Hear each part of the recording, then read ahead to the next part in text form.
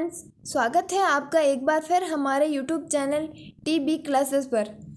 तो आज हम पढ़ेंगे एनएमआर स्पेक्ट्रोस्कोपी के अगले नोट्स। हमने पार्ट 1 में देखा था कि किस प्रकार एक प्रोटॉन ऊर्जा का अवशोषण कर एनएमआर स्पेक्ट्रम बनाता है, और पार्ट 2 में हमने बात की थी परिरक्षण की और रासायनिक विस्थापन की। कल की क्लास के एंड में हमने देखा था कि रासायनिक विस्थापन के लिए एक संदर्भ यौगिक चुना जाता है, और वो कौन सा था? टीएमएस। तो आज हम पढ़ेंगे कि टीएमएस ही क्या होता क्या है और इसे ही संदर्भ यौगिक क्यों चुना गया। तो चलिए फ्रेंड्स, आज की क्लास स्टार्ट करते हैं। इससे पहले अगर आप हमारे चैनल पर नए हो तो चैनल को सब्सक्राइब करो और अपने फ्रेंड्स के साथ शेयर करो। चलिए देखते हैं कि अणु में उपस्थित विभिन्न प्रकार के प्रोटॉनों में रासायनिक विस्थापन के मापन हेतु एक यौगिक है, कौन सा? टेट्रामेथिलसिलेन का प्रयोग किया जाता है। अब हम देखेंगे कि चुनने के क्या कारण है, टीएमएस को ही क्यों चुना गया। अन्य सारे यौगिक हैं, उन्हें छोड़कर टीएमएस को क्यों चुना गया? कुछ तो कारण रहे होंगे, तो हम उन पर चर्चा करेंगे। पहला पॉइंट है कि टीएमएस में 12 तुल्य प्रोटॉन होने के कारण इसकी थोड़ी सी मात्रा से भी प्रबल सिग्नल प्राप्त किए जा सकते हैं। देखो, मैं आपको ये लाइनें डायग्राम से समझाऊंगी। तो देखो, ये है हमारा सेंटर में सिलेन, ये हो गया CH3, ये भी हो गया CH3, ये भी CH3 और ऊपर भी CH3। तो देखो, पहला पॉइंट हमारा क्या था कि इसमें क्या होता है, 12 तुल्य प्रोटॉन होते हैं, 3, 6, 9 और 12। तो क्या होता है टीएमएस में, टीएमएस का फॉर्मूला क्या था? टेट्रामेथिलसिलेन। ये हो गए 4 मैथिल और बीच में सिलेन, और 12 तुल्य प्रोटॉन होने के कारण अगर हम टीएमएस की थोड़ी सी मात्रा लेंगे ना, तो वो एक सिग्नल दे देगा। हो गया क्लियर?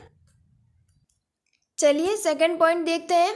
सेकंड पॉइंट है कि टीएमएस में जो सिलेन है वो कार्बन की अपेक्षा कम विद्युत ऋणी होता है, जिससे क्या होता है, प्रोटॉनों का परिरक्षण उच्चतम होता है। इसे भी हम डायग्राम से देखेंगे। मान लो हमारे पास देखो 2 यौगिक है, एक है RCH3, दूसरा है RCl। तो आप सब जानते हैं जो ये मैथिल है वो कौन से इफेक्ट का है? +I इफेक्ट वाला। और ये जो Cl है वो कौन सा है? -I इफेक्ट वाला। देखो, ये जो Cl है ना, वो तो क्या करेगा, इलेक्ट्रॉन को अपनी ओर खींचेगा, जबकि ये CH3 ये इलेक्ट्रॉन इस R को देगा। तो कुल मिला के हम बोल सकते हैं कि जो क्लोरीन है उसकी विद्युत ऋणता इस मैथिल की अपेक्षा तो ज़्यादा है। विद्युत ऋणता क्या होती है? इलेक्ट्रॉनों को अपनी ओर आकर्षित करने की क्षमता ही विद्युत ऋणता कहलाती है। तो देखो, अब इसे होगा क्या कि अगर ये क्लोरीन अपनी तरफ इलेक्ट्रॉन ले लेगा तो इस R के पास क्या हो जाएंगे, इलेक्ट्रॉन कम हो जाएंगे, जिससे ये प्रोटॉन का परिरक्षण नहीं कर पाएंगे, जिससे क्या होगा, प्रोटॉनों का विपरिरक्षण। और इसमें क्या होता है कि ये तो और इलेक्ट्रॉन इन्हें दे रहा है, तो जितने ज़्यादा इलेक्ट्रॉन होंगे, कल की मैंने क्लास में बताया था कि जितने ज़्यादा इलेक्ट्रॉन होंगे प्रोटॉन का परिरक्षण भी उतना ही ज़्यादा होगा। तो क्लियर हुआ कि क्या बोल रहा है कि टीएमएस में सिलेन कार्बन की अपेक्षा क्या होता है, ये जो सिलेन परमाणु जो कि बीच में है वो क्या होता है, कम विद्युत ऋणी होता है। मतलब इलेक्ट्रॉन अपनी तरफ बहुत ही कम आकर्षित करता है, जिससे क्या होगा, प्रोटॉन का जो परिरक्षण है ना वो उच्चतम होता है। हो गया क्लियर? चलिए अगला पॉइंट है कि ये जो टीएमएस है ना वो एक निष्क्रिय यौगिक है, ये दूसरे यौगिकों से प्रभावित नहीं होता है। वो कहता है ना कि हमें फर्क नहीं पड़ता, वही वाली बात है। टीएमएस निष्क्रिय यौगिक है जो कि दूसरों से प्रभावित नहीं होता है। चलो आगे का पॉइंट। अगला पॉइंट है कि जो टीएमएस है वो सभी कार्बनिक विलायकों में विलयशील है। टीएमएस जो होता है ना वो कार्बनिक विलायकों में विलयशील होता है। और लास्ट पॉइंट है कि स्पेक्ट्रम प्राप्त होने पर इसे वाष्पन के द्वारा पृथक किया जा सकता है। समझ के बात को, कि जैसे ही हमें स्पेक्ट्रम प्राप्त होगा इसे हम वाष्पन विधि के द्वारा क्या करेंगे, पृथक भी कर सकते हैं। चलिए अब हम देखेंगे, अब है ये एक पैमाना है। पैमाना कौन सा है, डेल पैमाना। ये बस 2 परिभाषाएं हैं, 1 नंबर के क्वेश्चन पूछी जा सकती है। तो आप देखना कि डेल पैमाने के अनुसार टीएमएस के अवशोषण बैंड को 0 मानते हैं। यहाँ पर ध्यान दीजिएगा कि इस पैमाने में टीएमएस के अवशोषण बैंड को 0 मान लिया जाता है और इसके सापेक्ष प्रोटॉन का जो रासायनिक विस्थापन है ना, उसका मान बढ़ता चला जाता है और रासायनिक विस्थापन को दर्शाने वाला यह पैमाना अधिक काम में लिया जाता है। ठीक है, कहने का मतलब ये है कि यहाँ क्या होगा, जो टीएमएस का अवशोषण बैंड है ना, उसका मान कितना लेंगे, 0 लेंगे और इस 0 के सापेक्ष रासायनिक विस्थापन होगा ना प्रोटोनों में, उसका मान क्या होगा, बढ़ता चला जाएगा। ठीक है, और ये जो पैमाना है वो ज़्यादा यूज़ में लिया जाता है। चलिए अगले पैमाना और देखेंगे। अब है टाउ पैमाना। ठीक है, इसके अनुसार क्या होता है कि जो टीएमएस के अवशोषण बैंड है ना, उसे 10 मानते हैं। देखो वहाँ कौन सा माना, 0, यहाँ क्या मानेंगे, 10। और अन्य जो प्रोटॉन के रासायनिक विस्थापन का मान इस 10 के सापेक्ष क्या घटता चला जाता है। उसमें तो क्या था कि 0 के सापेक्ष बढ़ता जाता है और इसमें क्या है, 10 के सापेक्ष घटता जाता है। आप देख लेना, हो गया क्लियर। अब हम पढ़ेंगे कि रासायनिक विस्थापन को प्रभावित करने वाले कारक। फ्रेंड्स देखो, मैं आपको क्लियर कर दूं कि देखो रासायनिक विस्थापन को प्रभावित करने वाले जो कारक है ना, वो देखो बुक में ये 5 थे। और क्या होता है, बुक में तो इन सब की व्याख्या थी, तो मैं इतनी तो टाइप नहीं कर पाऊंगी ना, क्योंकि मुझे तो वो एज इट इज़ टाइप करना होगा, उससे अलग तो मैं क्या ही नोट्स बनाऊंगी। तो मैंने बस आपको पॉइंट बताए हैं। आप बुक में या जिससे भी आप, और ऐसा तो है नहीं कि आप सिर्फ इन नोट्स से ही पढ़ोगे, कुछ तो अपना भी पढ़ोगे, तो उससे आप देख लेना, क्योंकि इतनी ज़्यादा टाइपिंग तो पॉसिबल ही नहीं है। तो देखो रासायनिक विस्थापन को प्रभावित करने वाले कारक कौन कौन से कारक हैं, ये आप देख लेना। व्याख्या आप बुक से या किसी से भी पढ़ सकते हैं। तो पहला कौन सा प्रभावित करता है, विद्युत दृढ़ता। अभी बताई थी ना कि जो विद्युत दृढ़ता जिसकी ज़्यादा होगी वो क्या करेगा, प्रोटॉन को विपरिरक्षित करेगा, और जिसकी कम होगी वो क्या करेगा, परिरक्षित। दूसरा है वान डेर वाल विपरिरक्षण, ये पीछे न है, ठीक है, वान डेर वाल विपरिरक्षण। अगला तीसरा है संकरण। संकरण भी रासायनिक विस्थापन को प्रभावित करता है। चौथा है चुंबकीय विसमदेशिकता और 5वां है हाइड्रोजन बॉन्ड। इन सब की आप व्याख्या बुक में देख लेना। चलिए आगे, अब है फॉर्मूला।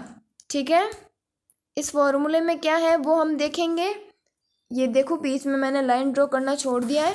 रासायनिक विस्थापन का फॉर्मूला, तो रासायनिक विस्थापन किस फॉर्मूले से ज्ञात होता है, वो है कि हर्ट्ज में प्रेक्षित विस्थापन।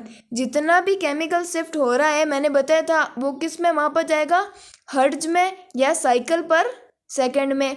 तो हर्ट्ज में हुआ विस्थापन बटा हर्ट्ज में प्रयुक्त रेडियो की आवृत्ति। ये कौन सी रेडियो आवृत्ति है, बाह्य चुंबकीय क्षेत्र की। रह जाएगा फॉर्मूला याद।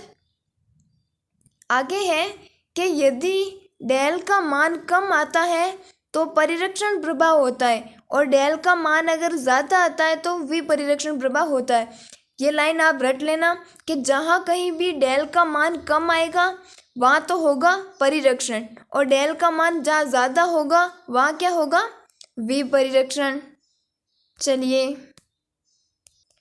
नेक्स्ट हमारा टॉपिक है चक्रण विपाटन या स्पिन स्प्लिटिंग। आज हम देखेंगे चक्रण विपाटन होता क्या है। तो देखो परिभाषा है कि किसी प्रोटॉन के निकट अन्य प्रोटॉन के चक्रण से उत्पन्न चुंबकीय आघूर्ण का उस प्रोटॉन के अवशोषण पर प्रभाव पड़ता है।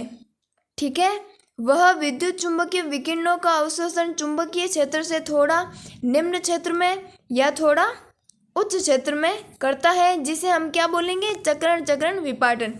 देखो बड़ा ही सिंपल है, आप समझना कि मान लो कोई प्रोटॉन है, उसके पास एक और प्रोटॉन है, तो वो प्रोटॉन कितनी ऊर्जा अवशोषित करेगा उस पर अन्य प्रोटॉन का फर्क पड़ेगा।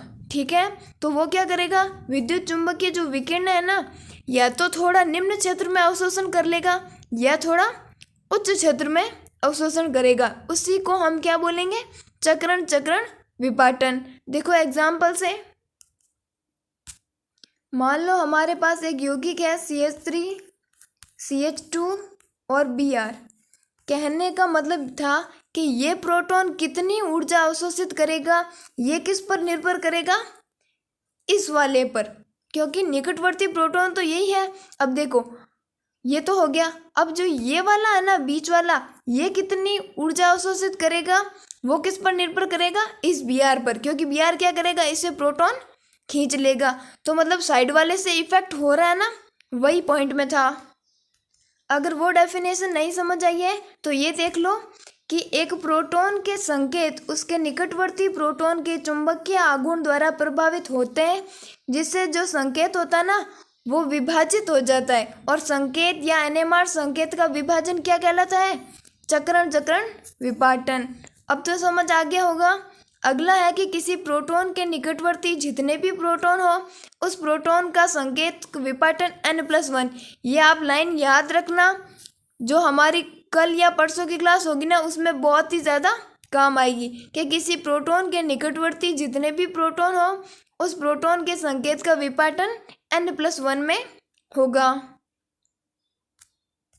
अगला पॉइंट है कि चक्रण चक्रण विपाटन को व्यक्त करने के लिए मिलीग्रॉस, ठीक है, मिलीग्रॉस अथवा हर्ट्ज पैमाना काम में लिया जाता है। कितना स्पिन हुआ है उसके लिए एक पैमाना है मिलीग्रॉस, या दूसरा कौन सा है, हर्ट्ज पैमाना काम में लिया जाता है। आगे एक डायग्राम है, बहुत ही ज़्यादा इम्पोर्टेंट है, परसों की क्लास में यूज़ होगा, क्योंकि कल तो हम शायद युग्मन स्थिरांक वगैरह देखेंगे। तो देखो डायग्राम समझ लेना, ये क्या है, सिग्नल का विपाटन। अब थोड़ा डायग्राम और दूसरा देखो, सिग्नल का विपाटन मतलब क्या होता है। देखो ये है एक सिग्नल, ठीक है, अगर बात करें सिग्नल दो बन जाए कैसे, मतलब एक सिग्नल दो में टूट जाए, ठीक है, तो उसे क्या बोलेंगे, डबलेट। ये तो था सिंगलेट, ये हो गया डबलेट। ये भी समझ नहीं आया तो एक और देखो, मान लो ये क्या है, एक सिग्नल है, ठीक है, अगर वो दो में टूटेगा तो ये देखो ऐसे, ये कितने में टूट गया, दो में टूट गया। मान लो अभी इसे तीन में तोड़ना हो तो 1 2 और 3 ऐसे, तो अब कितने बनेंगे वो अभी उस सारणी में देखेंगे। ये रही हमारी सारणी कि देखो शिखर क्षेत्र का अनुपात। सबसे पहले ये जो है सिग्नल है, देखो अगर वो सिंगलेट में है तो क्या है, 1, डबलेट की बात करें तो 1:1, ट्रिपलेट की बात करें तो 1:2:1, क्वाड्रेट में 1:3:3:1, क्विंटेट में 1:4:6:4:1 और सेक्सेट में 1:5:10:10:5:1। देखो ये आपको रटनी पड़ेगी, इसके ऐसे था नहीं कि मैं आपको ट्रिक से समझा दूंगी, और ये काम कब आएगी, हमारे परसों वाली क्लास में, ठीक है। तो फ्रेंड्स आज की क्लास हमारी यहीं पर एंड होती है, फिर मिलेंगे अगले नोट्स के साथ। तब तक के लिए अगर आपने हमारे चैनल को सब्सक्राइब नहीं किया है तो